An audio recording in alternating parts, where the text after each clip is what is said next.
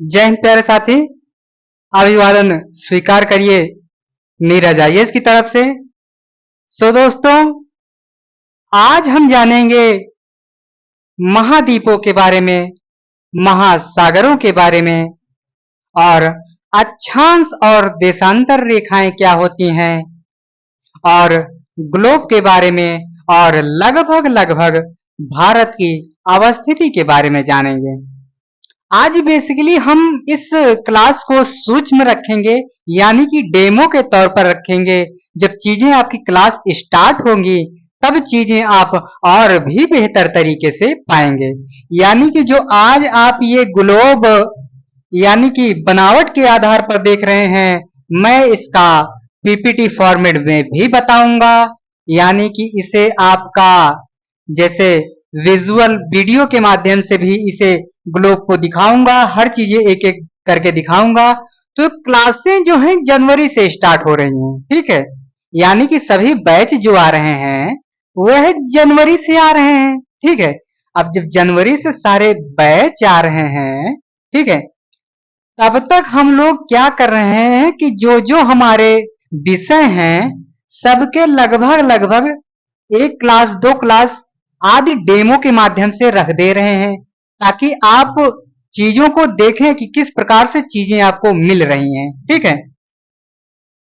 तो जब क्लासें रेगुलर चलेंगी तो इसे आपको हाथों से बनाकर भी दिया जाएगा और चीजों को वीडियो के माध्यम से दिखाया भी जाएगा, पीपीटी का प्रयोग किया जाएगा। जिस तरीके से आप चाहेंगे उन सब चीजों का प्रयोग किया जाएगा और उसके बाद टीचर भी हमारे इकट्ठे हो जाएंगे। तो देखिए, महासागरों की यदि बात करें तो, ठीक है, महासागरों की बात करें तो हम पाएंगे कि हमारे यहाँ 5 महासागर हैं, ठीक है। हमारे यहाँ यानी कि जो महासागर हैं वह 5 महासागर हैं, जिनमें से सबसे बड़ा महासागर जो है आपका ये हो जाता है प्रशांत महासागर। प्रायः वनडे आदि एग्जामों में पूछ लिया जाता है कि सबसे बड़ा महासागर कौन सा है, तो आप उसमें बताएंगे कि एग्जामिनर महोदय हमने प्रशांत महासागर सबसे बड़े में पढ़ा है, तो इसका उत्तर भी प्रशांत महासागर हो जाएगा, ठीक है। तो प्रायः परीक्षाओं में पूछ लिया जाता है कि सबसे छोटा महासागर कौन सा है, ठीक है। तो सबसे छोटा महासागर यदि हम देखेंगे तो पाएंगे कि दक्षिणी महासागर है। तो देखिए, इस तरह से आपका ये महासागरों का क्रम भी बन जाएगा। जब देखिए कक्षाएं आपकी और निरंतर विधिवत तरीके से चलेंगी तब चीजें आपको कौन सा महासागर किस जगह पर है, ठीक है, उस महासागर की उपयोगिता क्या है, यानी कि वहां से जो कुछ प्राप्त होता है, ठीक है, कहां से क्या चीज प्राप्त होता है, यानी कि भारत का उस पर कितना अधिकार है या अन्य देशों का कितना उस पर अधिकार है, आदि तमाम चीजों के बारे में हम जानकारी लेंगे। तो देखिए, महासागरों का जो क्रम है यह आपका सबसे बड़ा महासागर हो जाएगा प्रशांत महासागर, और दूसरा बड़ा महासागर आपका हो जाएगा अटलांटिक महासागर, और तीसरा बड़ा महासागर आपका हिंद महासागर हो जाएगा, और चौथा बड़ा महासागर आर्कटिक महासागर हो जाएगा, और सबसे छोटा महासागर आपका दक्षिणी महासागर हो जाएगा। तो प्रायः परीक्षाओं में इनसे प्रश्न बन ही जाते हैं। जब प्रश्न बन जाते हैं तो क्यों ना हम इनका अध्ययन करें, ठीक है। तो इस प्रकार से चीजें चलती हैं, ठीक है। जब हम महासागरों के विषय में जान लेते हैं तब हमें यह भी जान लेना चाहिए कि महाद्वीप कितने होते हैं। तो देखिए, महाद्वीपों की संख्या जो है आपकी यह हो जाती है 7। यानी कि संपूर्ण ग्लोब पर हमें 7 महासागर देखने को मिलता है। ठीक है, यानी कि हमारे जो महासागर हैं उनकी संख्या जो है 7 है। ठीक है, और भैया 7 महासागर हैं तो उन महासागरों में सबसे सॉरी 7 महाद्वीप हैं तो 7 महाद्वीपों में सबसे बड़ा महाद्वीप कौन सा है और सबसे छोटा महाद्वीप कौन सा है। प्रायः परीक्षाओं में क्वेश्चन पूछ लिए जाते हैं कि सबसे बड़ा महाद्वीप कौन सा है और सबसे छोटा महाद्वीप कौन सा है और 5वें नंबर पर कौन सा महाद्वीप आता है। प्रायः इन्हीं तमाम प्रकार के प्रश्नों को परीक्षा में पूछ लिया जाता है और जो हमारे भाई बंधु होते हैं वह अध्ययन करके नहीं गए होते हैं तो वह चीजों को गलत करके आते हैं। फिर जब आते हैं और परीक्षा का जो पेपर होता है उसको घर आकर मिलाते हैं तो पाते हैं कि हाय राम, हमारा एक क्वेश्चन गलत हो गया जिन्हें मैं आसानी से सही कर सकता था, लेकिन खुदा का ये कहर देखो कि मैं पढ़कर नहीं गया और पढ़कर नहीं गया तो चीजें मुझसे गलत हो गई। तो चीजों को भैया गलत ना होने दो। तो महाद्वीपों की जो संख्या है आपकी यह हो जाती है 7। और देखिए पहला यानी कि सबसे बड़ा जो महाद्वीप है, देखिए महाद्वीप और महासागर दोनों समान हैं तो इसलिए अगर मुख से महाद्वीप की जगह महासागर निकल जाए तो इसके लिए क्षमा प्रार्थी हूं। तो देखिए महाद्वीपों की संख्या 7 है जिसमें से आपका सबसे बड़ा महाद्वीप जो है वह है एशिया महाद्वीप। और देखिए भैया क्वेश्चन पूछ लेता है कि 5वां महाद्वीप कौन सा है तो हम लोग आएंगे 1 2 3 4 5। अच्छा पूछ लेगा प्रश्न कि 5वां महाद्वीप है तो हम डालेंगे आर्कटिक महासागर, नहीं आर्कटिक नहीं, अंटार्कटिका। ठीक है, अंटार्कटिका। और उसके बाद क्वेश्चन बन जाता है आपसे कि सबसे छोटा महाद्वीप कौन सा है तो कहो कि अच्छा सबसे छोटा यानी सबसे लास्ट में है तो सबसे छोटा ये है, तो यही आपका सबसे छोटा महाद्वीप हो जाता है। यानी कि अब तक हमने 5 महासागरों को देख लिया और उसके बाद हमने देखा कि महाद्वीपों की संख्या जो है 7 है और उन 7 में सबसे बड़ा जो है सबसे बड़ा एशिया है और 5वें नंबर पर जो महाद्वीप है वो है आपका अंटार्कटिका है और सबसे छोटा जो है वो ऑस्ट्रेलिया है। तो आशा करता हूं चीजें आपको समझ में आ रही होंगी। यानी कि महाद्वीपों की बात की जा रही है और महाद्वीपों में आप जान लिए कि सबसे छोटा यानी कि महाद्वीपों में आप देखते हैं कि 7 हैं, 7 में आप सबसे बड़ा महाद्वीप यानी कि एशिया पाएंगे। एशिया के बाद आप अफ्रीका देखेंगे, अफ्रीका के बाद उत्तरी अमेरिका है, फिर उसके बाद दक्षिणी अमेरिका है, फिर उसके बाद अंटार्कटिका है, फिर उसके बाद यूरोप है जो कि अंटार्कटिका आपका जो है 5वां सबसे बड़ा महाद्वीप हो जाता है और यूरोप है उसके बाद, फिर ऑस्ट्रेलिया है। ऑस्ट्रेलिया क्या बात है इसमें कि यह सबसे छोटा है। ठीक है, ऑस्ट्रेलिया की विशेषता यह है कि यह सबसे छोटा महाद्वीप है। तो इस तरीके से चीजें आपको मैंने समझाने का प्रयास किया।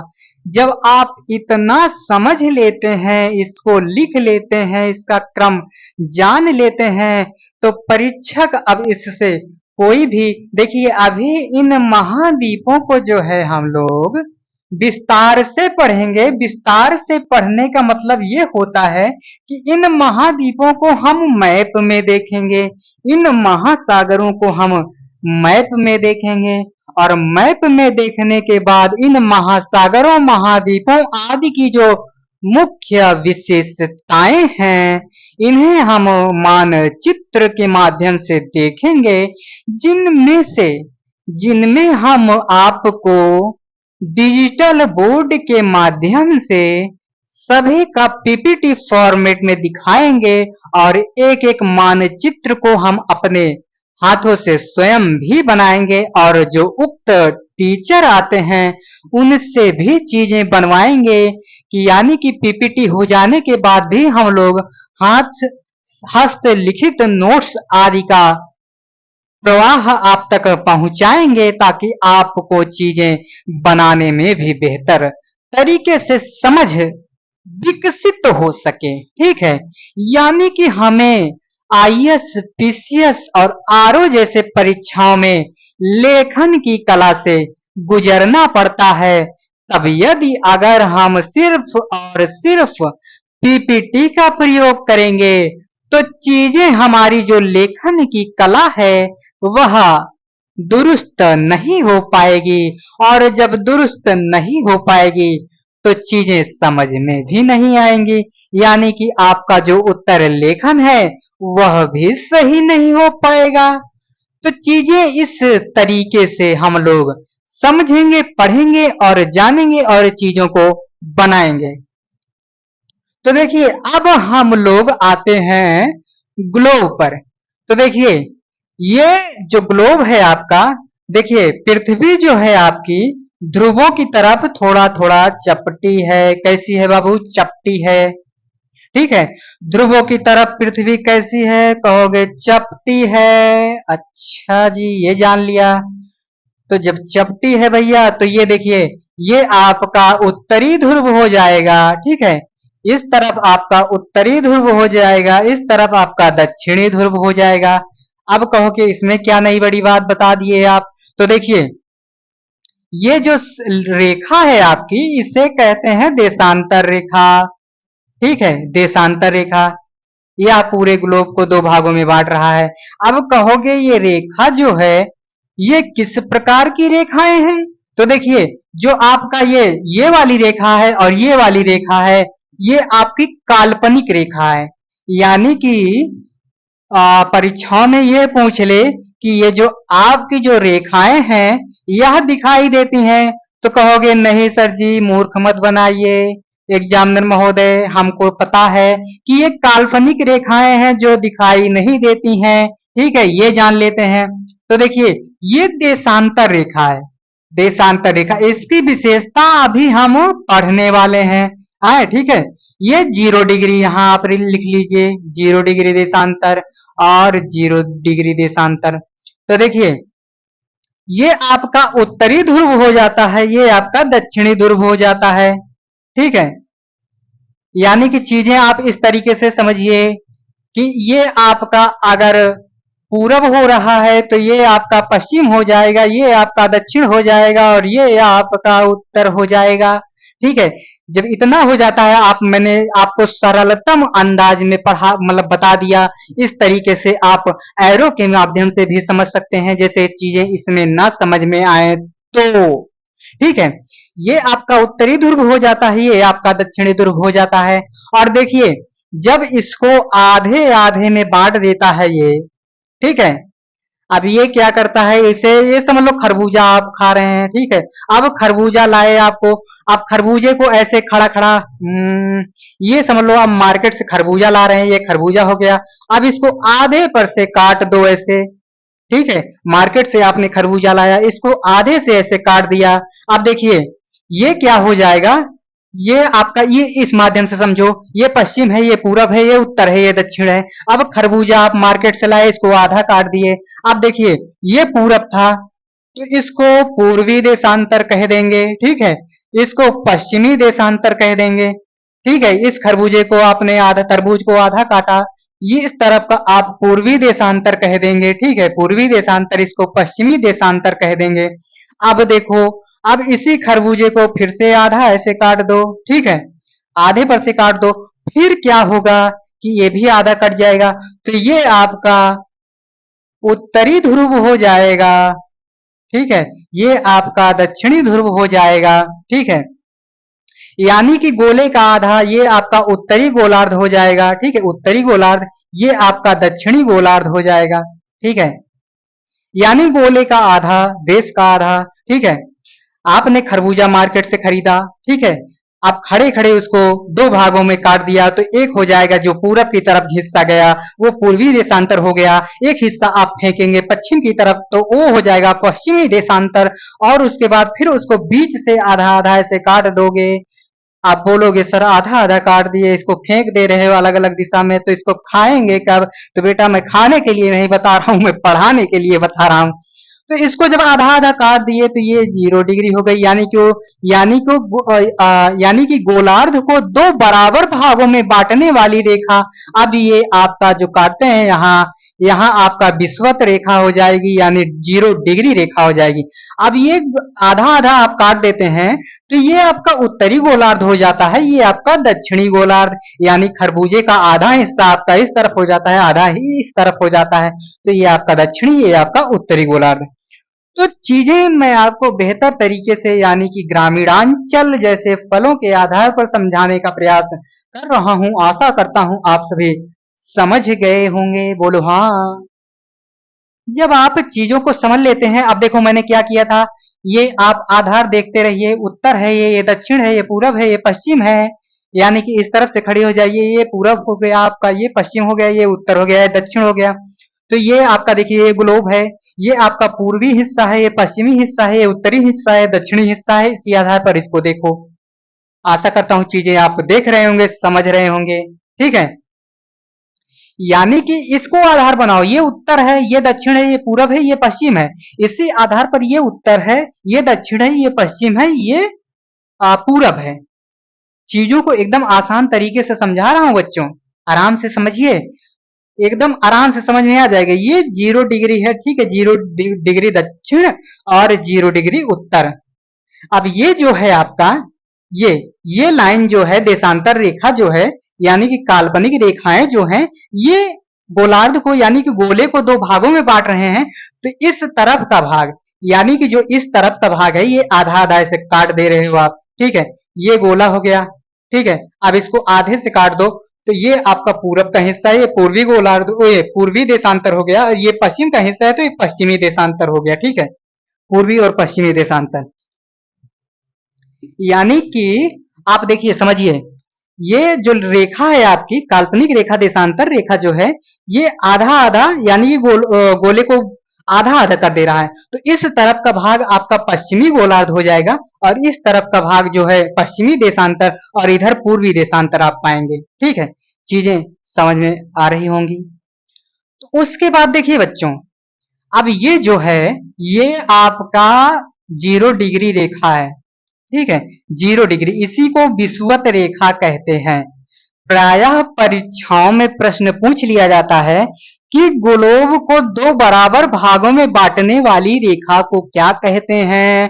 तो आप कहोगे 0 डिग्री रेखा, कभी कभी 0 डिग्री ना देकर पूछ दे देता है विषुवत रेखा, तो आपको इसे भी सही लगा देना है, क्योंकि इस 0 डिग्री को ही विषुवत रेखा के नाम से जाना जाता है।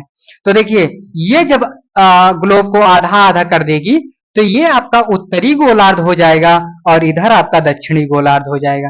जब ये वाली 0 डिग्री रेखा देश क्या बोलते हैं ग्लोब को दो भागों में बांटेगी, तो आपका दो भागों में दक्षिणी और उत्तरी मिल जाएगा, और ये वाली जो काल्पनिक यानी देशांतर रेखा है, ये जब ग्लोब को आधा आधा काटेगी, तो इस तरफ वाला पश्चिमी हिस्सा वाला आपका पश्चिमी देशांतर हो जाएगा, ये आपका इस तरफ वाला पूर्वी देशांतर हो जाएगा, ठीक है।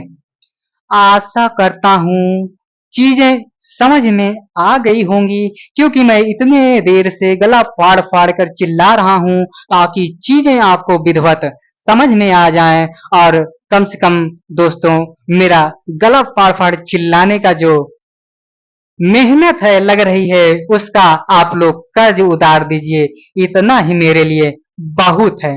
ठीक है, जब आप इतना देख लेते हैं, इतने के बाद देखिए मैंने शुरू में कहा था चीजें और भी विधिवत तरीके से बताई जाएंगी, यानी कि मैं जब और भी यानी विस्तार से इन पर चर्चा की जाएगी। अभी तो ये आपका डेमो क्लास है, यानी कि आप डेमो देखें कि जो टीचर पढ़ा रहा है उसको कुछ आता जाता है कि नहीं, या फालतू वैसे ही अपना वाहवाही अपनी प्रशंसा कर रहा है। तो इस आधार पर चीजों को आप देखिए और देखिए कि शिक्षक उस कसौटी पर खरा उतर रहा है कि नहीं, यानी कि टीचर जो है आपका सिर्फ हवाई कर रहा है या सच में उसे कुछ ज्ञान है।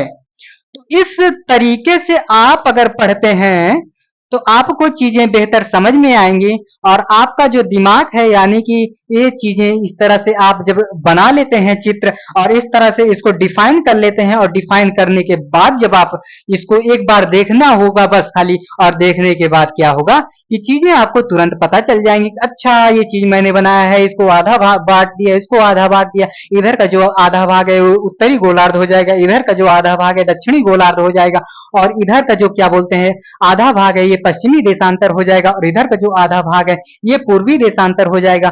और जो इसको गोले को दो बराबर भागों में बांटती है उसे 0 डिग्री रेखा या क्या बोलते हैं विषुवत रेखा कहते हैं, ये आपका उत्तरी ध्रुव हो जाएगा, ये आपका दक्षिणी ध्रुव हो जाएगा। और ध्रुवों के पास पृथ्वी थोड़ी थोड़ी चपटी दिखाई देती है, इसलिए मैंने इसे चपटा भी कर दिया। ठीक है, आगे चीजें अब हमें जानना है कि अक्षांश रेखाएं किसे कहते हैं और देशांतर रेखाएं किसे कहते हैं और इनके प्रभाव क्या क्या हैं। और इधर देखिए यहाँ पर हम भारत की स्थिति को जान लेंगे। तो देखिए ये आप आधे भागों में इधर बांट देते हैं इसको, और इधर भी आधे भागों में बांट देते हैं। अब इसी के बीच में हमारा जो भारत है, अब हमारे भारत की बात की जाए तो हमारा भारत जो है उत्तरी गोलार्ध में जो है उत्तरी गोलार्ध में पूर्वी देशांतर में स्थित है। यानी कि प्रायः परीक्षाओं में यह भी क्वेश्चन पूछ लिया जाता है प्यारे बच्चे कि भारत किस गोलार्ध में अवस्थित है, तो आप कहोगे उत्तरी गोलार्ध में, क्योंकि ये देखिए ये आपका जो 0 डिग्री रेखा है ये ग्लोब को आधा आधा कट कर देती है। जब आधा कट कर देती है तो इधर का दक्षिणी गोलार्ध हो जाएगा, इधर का उत्तरी गोलार्ध हो जाएगा। जब इतना हो जाता है प्यारे बच्चों तो देखिए अब ये उत्तरी गोलार्ध हो गया, यानी कि भारत किस गोलार्ध में अवस्थित है, तो उत्तरी गोलार्ध हो जाएगा। और पूछ लेगा कि भारत की अवस्थिति कहाँ है, तो उत्तरी गोलार्ध में पूर्वी देशांतर में, ये आपका इस तरफ का पूर्वी देशांतर हो जाएगा, इस तरफ का पश्चिमी देशांतर हो जाएगा। तो भारत किस देशांतर में स्थित है, तो पूर्वी देशांतर। यानी कि गोलार्ध जो है आपका आपका जो भारत की अवस्थिति है ये देख लीजिए आप, यहाँ पर भारत है, ये आपका उत्तरी गोलार्ध हो जाएगा और ये आपका पूर्वी देशांतर हो जाएगा। ठीक है, यानी कि पूछ लेता है प्रायः परीक्षाओं में कि भारत की अवस्थिति बताइए। तो देखिए भारत की अवस्थिति जो है ये पूर्वी देशांतर में और उत्तरी गोलार्ध में है। आगे जब चीजें मैं और विधिवत तरीके से बताऊंगा तो इसको भी बताऊंगा। यहाँ से आपकी कर्क रेखा गुजरती है, कर्क रेखा 8 राज्यों से गुजरती है, उन राज्यों के बारे में भी पढ़ेंगे आगे चल के। और उसके बाद जो कर्क रेखा है कितने देशों से होकर गुजरती है इसके विषय में भी जानकारी लेंगे। और जब भारत की अवस्थिति और आकार यानी कि सब कुछ पढ़ेंगे तो उसके द्वारा और भी चीजें विस्तृत और विधिवत जान लेंगे। मैं पहले भी कहा था मैंने और अब भी कह रहा हूं कि ये चीजें जो हैं आपकी डेमो क्लास हो रही हैं, और जब डेमो क्लास हो रही हैं तो चीजों में सूक्ष्मता रहती है। ठीक है, ताकि आप शिक्षक का अंकन कर सकें कि शिक्षक सही है या पढ़ाने में सहज है या हवाई कर रहा है। तो दोस्तों अब हम आते हैं अक्षांश रेखाओं के बारे में। देखिए जब अक्षांश रेखाओं के बारे में आप जानेंगे तो देखिए अक्षांश रेखाएं किसे कहते हैं, ऐसी रेखाएं जो विषुवत रेखा के समानांतर खींची जाएं। अब कहोगे भैया समानांतर क्या है, विषुवत रेखा क्या है, तो विषुवत रेखा ये है जो ग्लोब को दो बराबर भागों में बांट देती है और इसी के बराबर जो रेखा खींची जाती है इस तरीके से, इसी के समानांतर। ठीक है, इसी के समानांतर जो रेखा खींची जाती है उसे ही अक्षांश रेखा कहते हैं। कहोगे अच्छा गुरुजी बड़े प्यारे तरीके से समझा दिया आपने, मजा आ गया। तो दोस्तों इसी तरीके से हमारी मेहनत देखिए और ज्यादा से ज्यादा सपोर्ट करिए, चीजें और भी बेहतर तरीके से लाने की कोशिश की जाएगी, प्रयास की जाएगी और आपके लिए बेहतर से बेहतर तलाश करने की जिम्मेदारी मैं उठाता हूं। यानी कि अब ग्रामीण अंचल में जो बैठा छात्र है, जो आज भी आर्थिक स्थितियों के कारण पढ़ाई से पूरी तरह दूर है, यानी कि आज भी उसे शिक्षा से वंचित रखा गया है, शिक्षा से दूर रखा गया है केवल और केवल पैसों की वजह से। तो मैं आज आपसे दावा कर रहा हूं कि पैसों की वजह से किसी भी विद्यार्थी की शिक्षा दीक्षा सफलता नहीं रुकेगी। ये नीरज आईएएस परिवार का दावा है और आप सभी एक बार हमारी टीम से जुड़िए और हमारे टीम का हौसला, साहस, उत्साह देखिए। आपके सफलता के लिए हमें जो कदम उठाना पड़ेगा हम वो कदम उठाएंगे। और मैं अपने पिताजी को धन्यवाद ज्ञापन करना चाहूंगा कि उन्होंने मुझे कम से कम फीस रखने के लिए आदेशित किया और यह भी कहा कि तुम कुछ ऐसा करना कि जो हमारे गरीब भाई बहन बच्चे हैं वो भी शिक्षा से दूर ना हो पाए, यानी कि वो भी पढ़ लें। तो हमारे पिताजी का आप लोग धन्यवाद ज्ञापन करें और चीजें अब आगे बढ़ते हैं।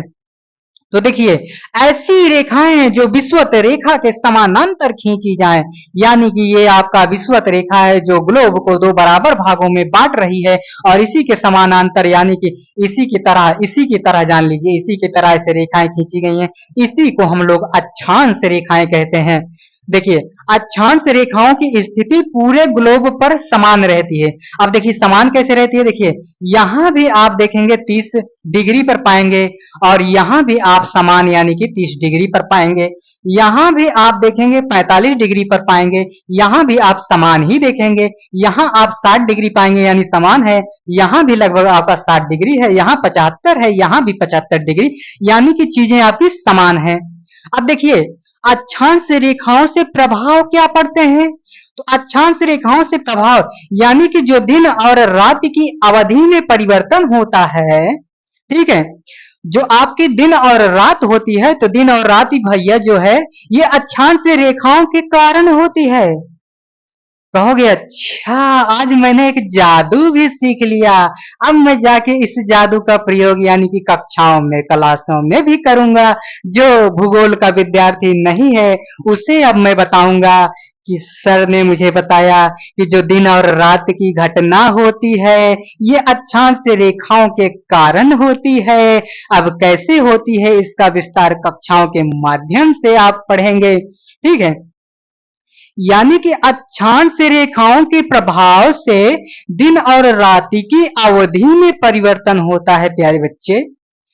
इस तरीके से आपने अक्षांश रेखाएं क्या होती हैं जान लिया और अक्षांश रेखाओं की स्थिति ग्लोब पर कैसी है उसको जान लिया।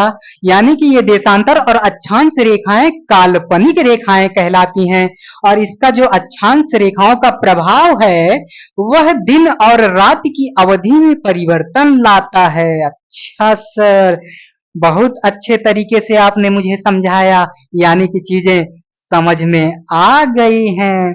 अब देखिए जब हमने अक्षांश रेखाओं के विषय में जान लिया तो अब हमारी जो जानकारी है, अब हम जानेंगे कि देशांतर रेखाएं क्या होती हैं और देशांतर रेखाओं के क्या प्रभाव पड़ते हैं। यानी कि अब हम एक जादू और देख लेंगे और उसके बाद देखिए जब कक्षाओं को मैं पढ़ाऊंगा, विस्तार से पढ़ाऊंगा, तो इसके और भी प्रभाव होते हैं। यानी कि इन दोनों प्रभावों में से किसी प्रभाव से ज्वालामुखी आता है, किसी प्रभाव से भूकंप आता है, किसी प्रभाव से सुनामी आदि आते हैं, किसी प्रभाव से कुछ और परिवर्तन होते हैं, तो किसी प्रभाव से अन्य परिवर्तन होते हैं।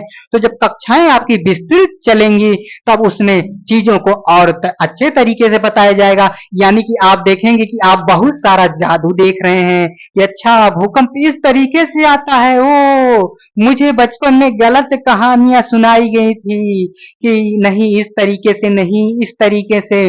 जब ये देखिए चंद्रयान चंद्रमा पर गया तब लोगों ने जाना कि अच्छा चंदा मामा के विषय में जो कहानियां सुनाई जा रही थी दरअसल उस कहानी के पीछे का तार्किक और लॉजिकल अध्ययन यानी कि चर्चा इस तरीके से है। तो चीजें इस प्रकार से हैं। अब हम धीरे धीरे देशांतर रेखाओं के विषय में जान लेते हैं और देशांतर रेखाओं के विषय में जानने के बाद अपनी इस कक्षा का समापन की उद्घोषणा करते हैं। तो देखिए ध्रुवों की ओर जाने पर देशांतर रेखाएं पास हो जाती हैं यानी कि उनकी दूरी में कमी आ जाती है। अच्छा गुरुजी कैसे? तो देखिए जब हम इस तरीके से खींच रहे हैं, देखिए इस तरीके से खींच रहे हैं, आप देखिए ये ध्रुव पर पहुंचने के बाद लगभग लगभग इसकी दूरी में कमी आ रही है। ये देखो, ये इधर देखो, फिर इधर देखो, यानी कि इसकी जो दूरी है इसमें कमी आ रही है, यानी दूरी में कमी आ रही है, यानी देशांतर रेखाएं पास पास हो रही हैं। देखो कितनी समीप आ गई हैं। जबकि ये दोनों देखो लगभग लगभग ये देखिए 45 है इसका, 15 15 करके 15 15 के बाद इधर हाँ 15 30 45 60 75 15 दूना 30 या 45 चौका 60 यानी 15 15 करके हैं। जबकि यहाँ चीजें कुछ और अल्टर है यानी कि ये रेखाएं पास पास हो जा रही हैं। देख लो आप भैया, ये देखिए चीजें आपकी ये रेखाएं जो है पास पास हो जा रही हैं। अच्छा गुरुजी, यानी कि ध्रुवों की ओर जाने पर ये आपका ध्रुव है, ठीक है, ये देशांतर रेखाएं हैं जो इधर से आई हैं ऊपर की तरफ से। तो रेखाएं पास हो जाती हैं इस तरीके से मैंने बता दिया, यानी कि दूरी में कमी आ जाती है। पास आ जाने का मतलब जो इनकी दूरी है यानी इनकी दूरी जो है कम हो गई, यानी कि पास पास हो गए। अब देखिए जो देशांतर रेखा है ये लंदन के ग्रीनविच से होकर गुजरती है, ठीक है। लंदन का आगे जब विस्तृत चर्चा करेंगे तो इस पर काफी चर्चा करेंगे। यानी कि देशांतर रेखा जो है लंदन के ग्रीनविच से होकर गुजरती है। अब देखिए देशांतर रेखाओं के क्या प्रभाव पड़ते हैं, यानी कि इससे तो हमने जान लिया अच्छा दिन और रात होता है सर जी। अब देखिए इसके प्रभाव क्या होते हैं, तो इसका प्रभाव जो है आपका सूर्योदय व सूर्यास्त यानी कि सुबह और शाम होती है, ठीक है। सूर्यास्त यानी कि सूर्य देव अस्त होते हैं और उदयित होते हैं। एक जादू मैंने और सीख लिया यहाँ कि अच्छा सूर्योदय और सूर्यास्त जो है इन देशांतर रेखाओं के प्रभाव से हो रहे हैं। एक जादू हमने यहाँ और देख लिया कि अच्छा देशांतर रेखाओं के प्रभाव से सूर्योदय और सूर्यास्त हो रहा है। अच्छा गुरुजी, अब आज की कक्षा आप कहेंगे कमेंट में जरूर लिखिएगा कि कक्षाएं कैसी लग रही हैं आपको। बेसिकली इस कक्षा को बताइएगा क्योंकि इस कक्षा को पढ़ाते समय हमने बहुत सारा एंजॉय भी किया और आपसे तमाम परीक्षाओं में जो इसके क्वेश्चन पूछे गए थे उनकी भी चर्चा की गई थी, ठीक है। तो आशा करता हूं चीजें आपको समझ में आई होंगी।